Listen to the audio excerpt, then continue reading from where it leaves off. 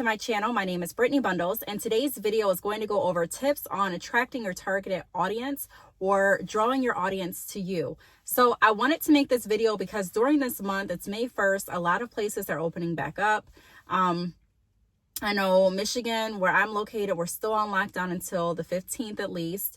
But still, a lot of things are looking up and up. I'm seeing more positive quotes, more positive postings, and people are really just ready to get back started with their business or continue with their business. And so I want to take this time in this month to really kind of go over some of the ways that we can rebuild our business, some of the ways that we can work on attracting more people to us and building the right circle of people around us to really help us stay focused and also to help our business do as best as it can. And so if you are interested in this video, be sure to give it a big thumbs up. Please make sure that you are subscribed, and let's get right into the video. What this video is going to be about today is going to go over some tips on how we can really bring our audience to us. There are so many people that reach out and ask, how can I attract my targeted audience? Where are they at? Why are they not following me?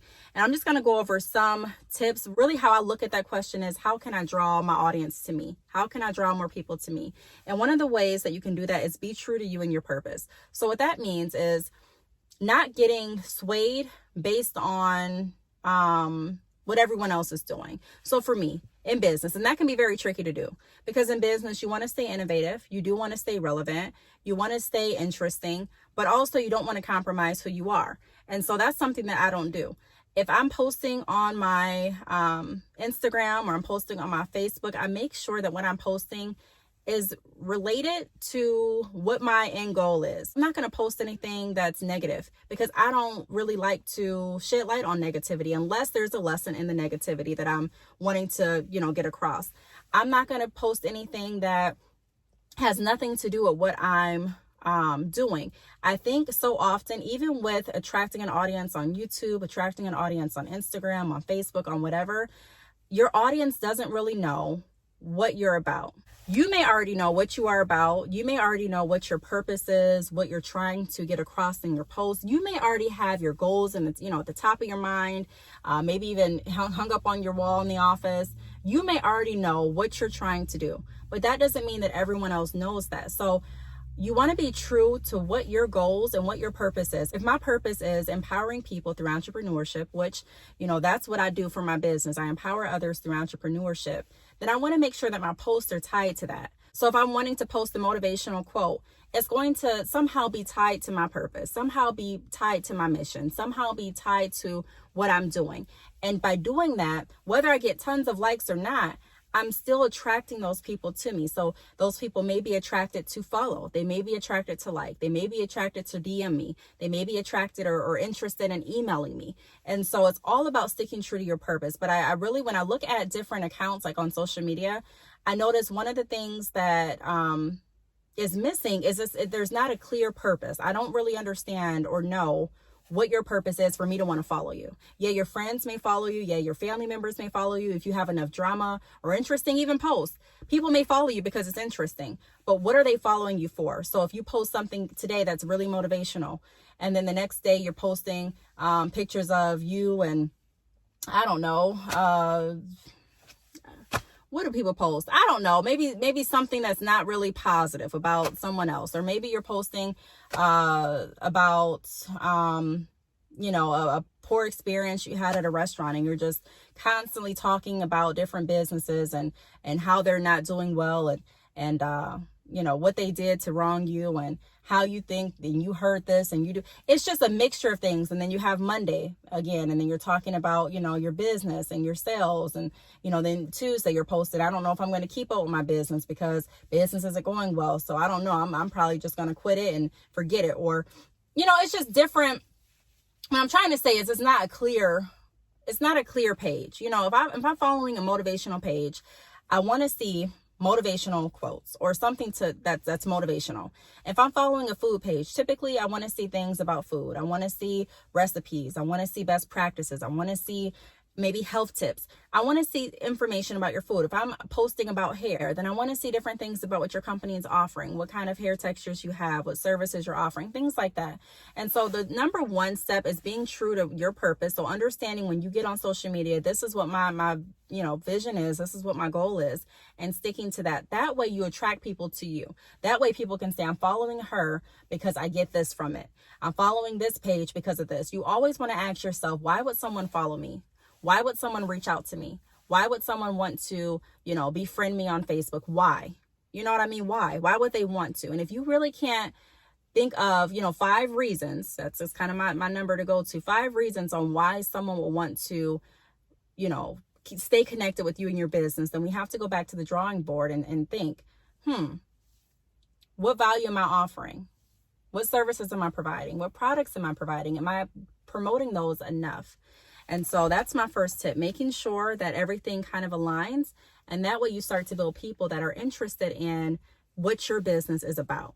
Not interested in the drama, not interested in what who you fought last month, not interested in who you're dating, right now, not interested in anything like that, but they're really interested in what I'm offering. Now, it's different if you're doing like a lifestyle vlog type of thing and you just, that is your content. Your content is just sharing information about your life. So that's fine. So you'll get people that are interested in information pertaining to your personal life. But if you're focused on another area, then make sure that that's your primary focus. And then, like I mentioned, you are going to start to attract those type of people that are interested in what you're posting to you. Now, another thing that I want to go over is don't hesitate to reach out to the people that are following you. So I say this quite often. Don't hesitate to reach out. If customers or people that are following you are commenting on your pictures or DMing you, don't be nervous. I mean, you can be nervous because sometimes, and especially in the beginning, I was nervous to reach back out to customers too. But don't be too nervous to push yourself further, or try not to be too nervous to push yourself further. Or even if you are nervous, still try to push yourself further. I talk a lot about me being nervous with a lot of things that I do. First time that you do something, you may really be nervous, but it's about finding a way to work while you're still nervous or work through your fear for me. And so what I do is I try to push myself further. So, okay, I may be nervous to reach out because of what? Let's write down the list of why I'm nervous to reach out. Is it because I don't know what to say? Is it because I don't know the answer to their question? I mean, is it because I feel like it's been too long since they've, initially sent me a message? And so we really want to start identifying why we're nervous. So if we're nervous because we don't know what to say, then let's take some time that night or later on, the next day, and figure out what kind of responses do I want to reply back to. So maybe make like 5 different responses, write them down or put them in your phone. That way, when someone reaches out, you can customize it to their name, but you can always, just send kind of pre-written responses back. And then the more comfortable that you get with responding to your customers or potential customers, it'll be easy to not go off of necessarily a template, but to go off of, just your mind or just your heart, or you know what I mean? So, and not saying that if you have a pre-written response, it's not from the heart. I'm just saying it'll be easier to have a more conversational back and forth. But in the beginning, if you are nervous about, reaching out because you don't know what to say, write yourself about 5 different responses. That way, when, customers reach out, you can reply back and you can kind of start getting yourself more comfortable with working with people. And the customer can also start to get more comfortable with working with you. So it's kind of a win-win. But that's another way that you attract people to you. Sometimes people want to know the person that they're following or the person that they're interested in. Hey, I just want to know more about them. I want to know how they're going to reply to me. I want to know how working with them is. I want to know if they're open to answer maybe a question that I have. I want to know if they have any insight on this topic. So they may just want to know. So what I've done is I've stopped. In the beginning, when I first started my business, it's very easy to focus just on the likes and the traffic. And in the beginning, I started using a lot of paid ads because I'm like, I just want to get as many people knowing about me as possible. And although it is great to have people know about you, what I found out about using paid ads is that you get a lot of people to you that really aren't your targeted audience. Now, again, not saying that that's bad, but you get a lot of people to you that really aren't interested in what you're offering. So you get people to you, you get the traffic, but you'll see things like, high traffic, but no sales, or high traffic, but low sales and low abandoned carts. And you're just like, people are just coming to my website, but no one's really purchasing. And sometimes, there's different things on the back end that we have to work at to actually convert those people from just online shoppers to customers. But a lot of times the stores that I work with are stores that have paid lots of money in ads. like paid ads, and they get so much traffic, but they're reaching out to the wrong audience. And so for me, I found that it's more organic to actually not use my paid ads so often. In fact, I haven't really been using paid ads at all, and really just focus on organic posts and organic means of getting customers to my website. And that's worked better for me. I'd rather have an online store that's had maybe, 50 to 80 visits that day and gotten a few sales or a few inquiries or a few abandoned carts than to see a store that has 500 visitors that day and nothing. And so you have to kind of look at those things with your analytics, or you should look at those things with your analytics and kind of figure out and play around with different things. Is paid ads really working for me? Should I customize the ads? Should I maybe focus a little bit more on the organic growth to my website and things like that? Because that really has an impact on the health of your store, who is coming to you. Not everyone that visits your website is interested in what you offer. And so for me, I just kind of like to weed out people that really aren't looking for hair extensions or really aren't looking for the services that I offer, to get to the people that I really can help. That's going to provide more value and time for you, and also a lot more value and time for the people that are wanting to work with a company that offers the products and services that you offer. So that, don't hesitate to reach out. And, I also kind of threw in organic versus, paid ads. And we'll talk a little bit about that in further detail later on. So make sure that you are subscribed. Also be personable. So a lot of times we can become robotic, especially if you are nervous to reach out to people. And if you've already written written out responses and templates, and you're kind of just copying and pasting and sending back to people, it can become robotic. So, sometimes even if we're busy, it can happen. It doesn't mean that you're a bad business owner or that you don't care about your customers. It just means that you're busy. And, I experience this sometimes where I'm working with 5 different people on a chat. Someone else has just texted me. Someone else is emailing me. I'm helping the kids with their homework. And so it's just a lot of things happening at once. And so it can be very easy to get wrapped up in what's going on and to lose the personable feel with your communication with your customers. So another tip that I would say is, once you start to build the following, once people start to reach out to you, become personable. And it's not just about capturing a sale. So many people turn off their customers by just focusing on how they can get their money and not really focusing on what can really help them. If you have a service that can help, yes, that's a great time to, hey, I understand that you're interested in this. I offer this. For this, great. But a lot of people sometimes just reach out wanting to get a feel for you, and we're so quick to try and get a sale that we're just, automatically just selling, and not really trying to become personable or build that relationship. So I just want to say that relationships are going to build or bring you a lot further than just trying to get a sale.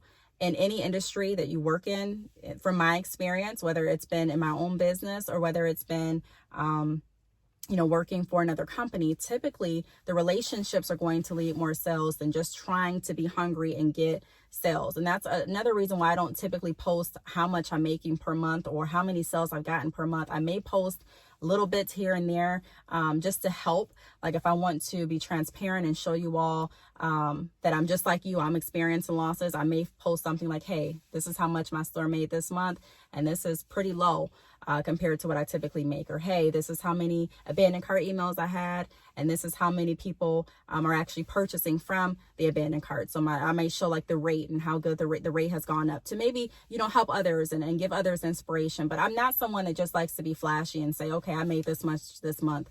It is what it is. I don't really like doing that. And one of the reasons that I don't like doing that is because I'm not really a numbers person. I'm not just a salesy type of person. I really get more enjoyment from the people that I help. So you may see me posting more of, positive comments if you follow me. If you left a comment under my video, then more than likely I'm posting it on my Instagram story, or I'm, doing a feature on my website of your business, or I'm posting it on my Facebook, or I'm doing something to let everyone know that I appreciate your support and also drive traffic to you. Because a lot of people that follow me have businesses of their own. So it's a way of, like I said, me showing you thank you so much for supporting me, but it's also a way to let other people that, follow me see your business and go over there, because a lot of people they'll go over there and see who you are and start following you. And so, that's another way that you can be personable. Just really changing our mindset from, I have to be the first one to get the sale, to let me be the first one to help. You know what I mean? And so really that's helped me. That's helped me becoming more personable. Also, another thing that can really help bring your target audience to you and you know, draw them in is being consistent. So there's people that are doing really, really good. And again, their mindset is just only on those sales. And so when they don't get the sales, they're like, forget it. You know, they may post here, they may post there, they may post one, you know, picture or post. They may have a post this month, but no post for another 5 months. And I'm like, what happened? Sometimes I even reach out to people and like, hey, you know, what's going on? I haven't seen a post, or, you know, and really what I've learned is that it's not about how much I want you to succeed. It's not about how much your family wants you to succeed. It's not about how much, you know, anyone else wants you to succeed. It's really, it has to be an internal decision. You know, it has to be something that you decide. You know, you wake up and you say, you know what, no matter what, I'm committed to my business. And you really have to stick with that and put everything that you have into it. And that's just something that can't really be taught. That's something that you have to decide. It's a choice. And so ultimately, I see so many people not being consistent and they're wondering, where's my audience? Why are people in my niche not following me? Why are people that are interested in this not following me? And let me say something. You can't just look at the following and likes of someone's Instagram or Facebook and see, you know, how well they're doing with attracting their audience. Only that person really knows. For me, I may have under 1,000 followers on my Brittney Bundles Instagram page, which I'll put it across the screen if you want to follow me. Like, go follow me. But you know, I may have under that, but I still get people that are interested that email me. People may not comment under my post. They may not comment under the video, but I guarantee I'm going to have a few emails after this video. And so it's really about people feeling comfortable enough to come to you and you having valuable services or information or products to help them. So that's really what it's about for me in business and for anyone else that I work with. A lot of people that work with me say that they have never worked with anyone with my mindset. You know, typically people that they work with are just sales and numbers driven. And I've learned early on that it's not just about the numbers. I can get you, you know, 500 people to your website today, but that doesn't mean that those 500 people are the people that you need to go to your website to actually bring business to your website, and not just business, but actually grow relationships. Some people just click on it because they see an ad, or because, I don't know, maybe they're bored, or because they meant to click something else, but you popped up. And so it's great to promote and to get more people to know about your brand and your service, but you can spend lots and lots of money doing promotions wrong.